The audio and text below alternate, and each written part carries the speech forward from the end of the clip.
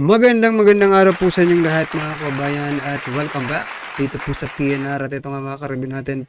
Hala Escudero, natatakot na, PhilHealth, bangkarote na, COA kumanta na, Palasyo at Kongreso, panic mode na. Nako. Yan mga kabayan, patungkol po riyan ang ating alamin at bibigyan ng komento ngayong araw na ito. Pero bago pong lahat, humihingi po ako ng tulong sa inyo. 1 like, 1 subscribe. Yan, maraming salamat po mga kabayan. Okay, at ito na nga, simulan na po natin to. Sawa na ang bayan ko sa magnanakaw na tao.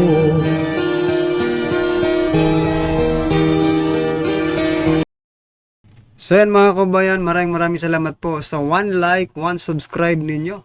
At ito na nga, bago po natin i-play ang video ito, nako, ito po si Senator, Senate President Jesus Escudero.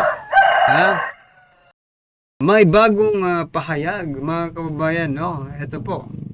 Sabi niya po, ito mga kababayan, Senate President Jesus Escudero sa utos ng Supreme Court na magkomento sa kung ang Kongreso Palasyo sa petisyon versus 2025 GAA.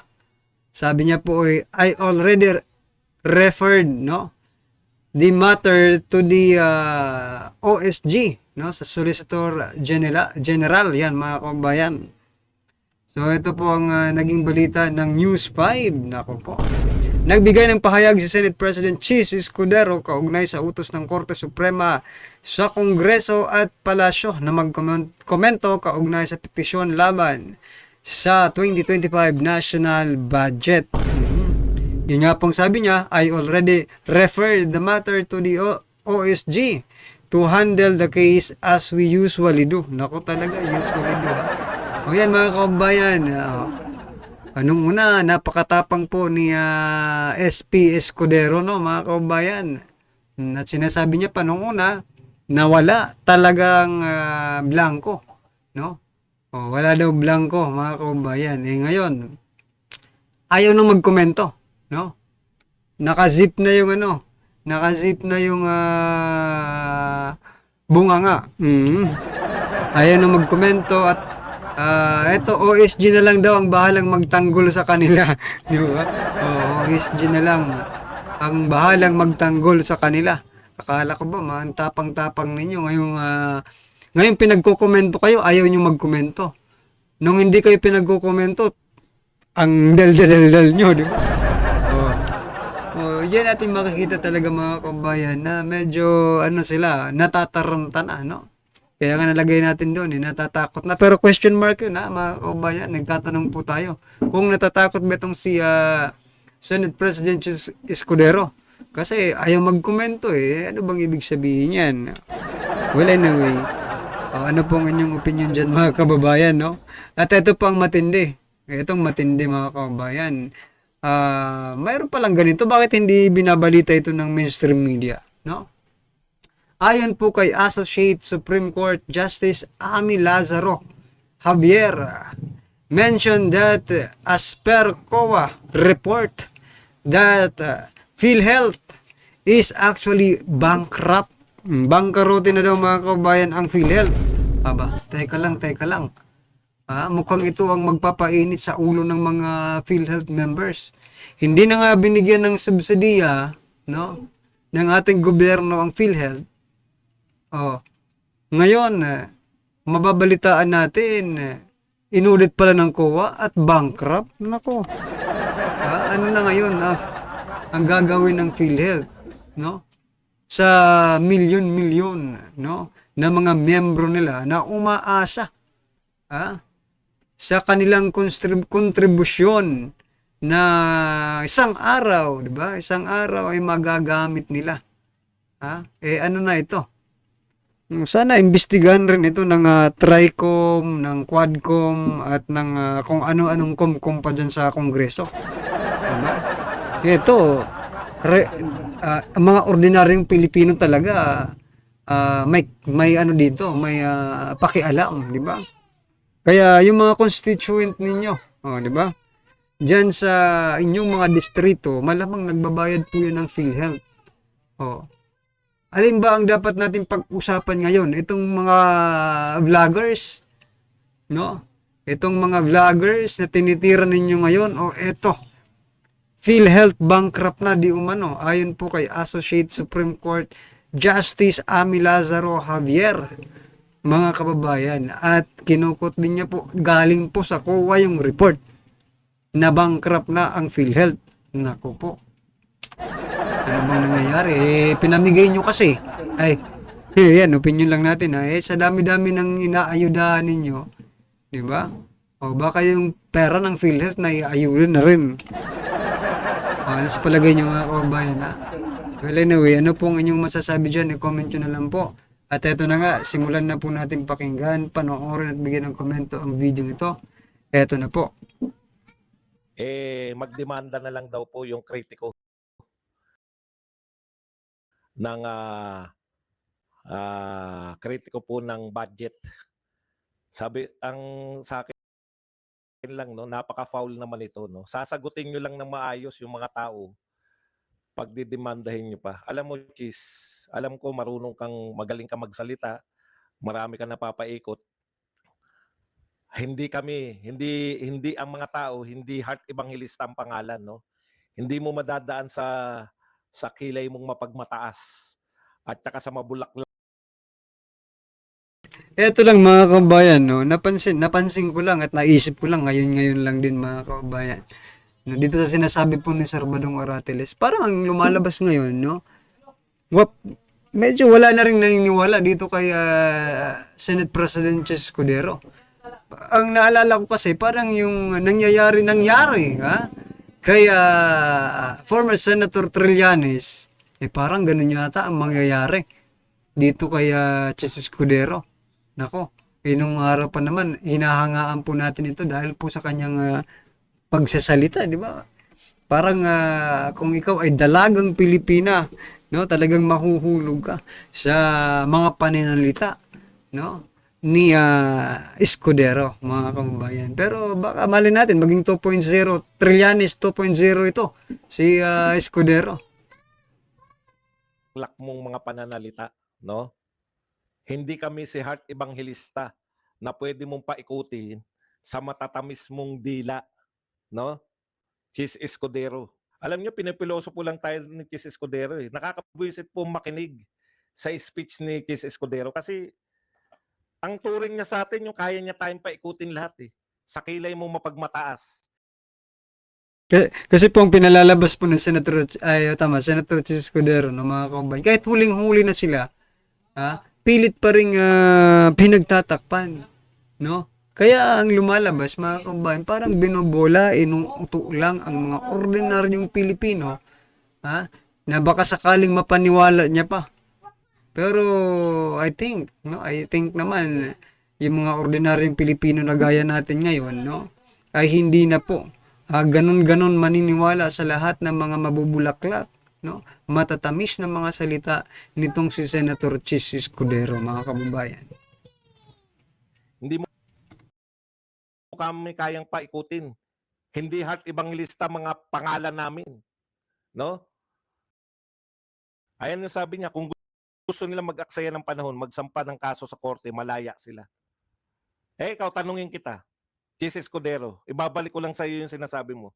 Bakit hindi mo sampahan ng kaso si Duterte at si Ungab? Same, di ba? Yun yung sinasabi para matigil na yung usapan, pipilosopuhin tayo, may reklamo pala kayo, bakit hindi kayo magsampa sa korte? Parang ano lang yan Kada may magre-reklamo, kumakain ka sa... Bakit yan tulasan ng pagkain nyo? Doon ka sa barangay magreklamo. Ganyan lang po, pamimiloso po yung ginagawa ninyo. Gusto naming malaman ng katotohanan. Pero namimiloso po kayo. Kung lahat na may problema, malaya kayo, mag-aksaya ng panahon, pumunta sa korte. Kita mo, hindi pa nagsasampa sa korte, iniinsulto mo. So mga kababayan, pag-aaksaya ng panahon, no? Ito kasi nakikita nating vice cam report na ito, natuklasan, di ba? Yung pagtutuklas na po yan is parang considering na pagsi-safeguard po yan ng pera ng taong bayan, di ba? Para maprotektahan yung pera ng taong bayan. Ngayon, ano yung sabi ni Escudero? No? Ulitin natin.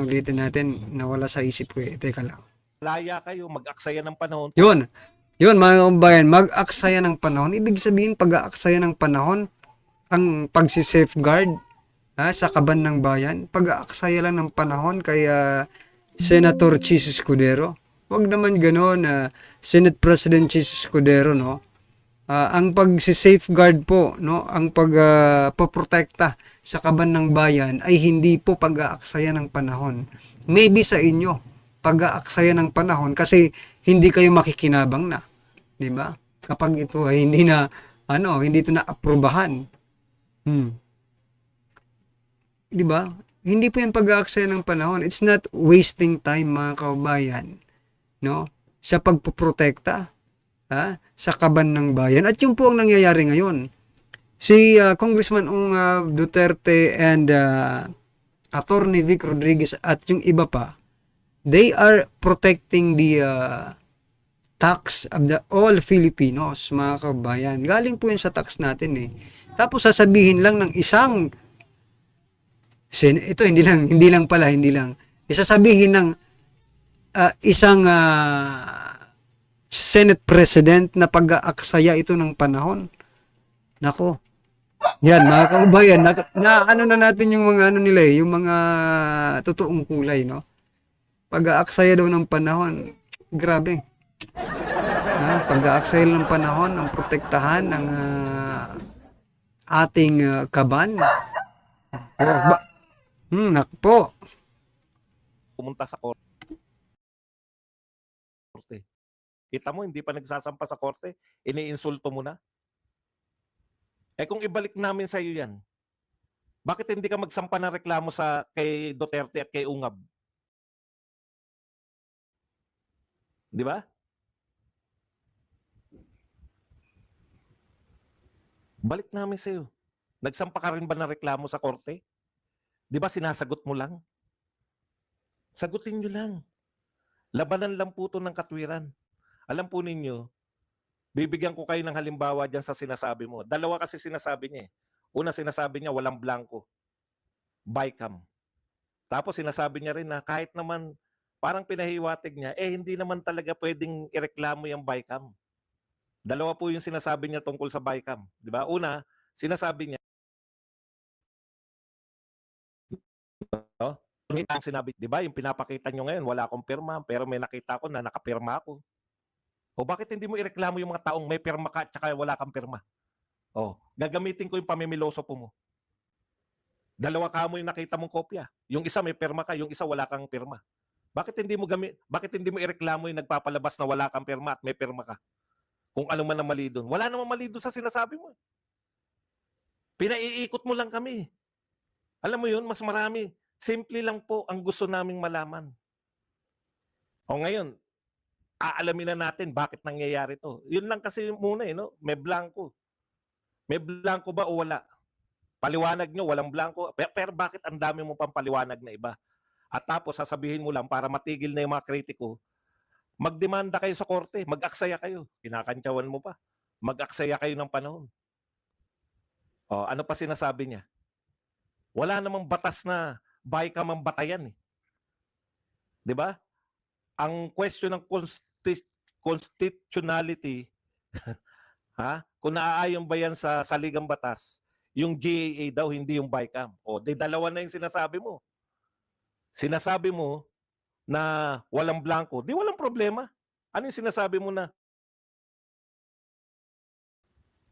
sa Korte Suprema, hindi po pwede yung bycam lang, yung GAA lang, hindi pwede yung bycam. Di parang indirectly inaamin mo na meron talagang blanco.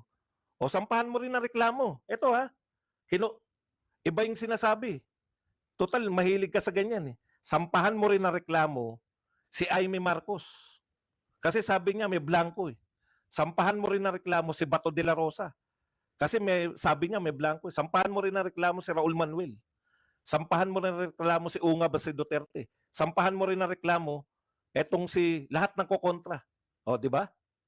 Hindi masama, kaya kami nagagalit sa iyo.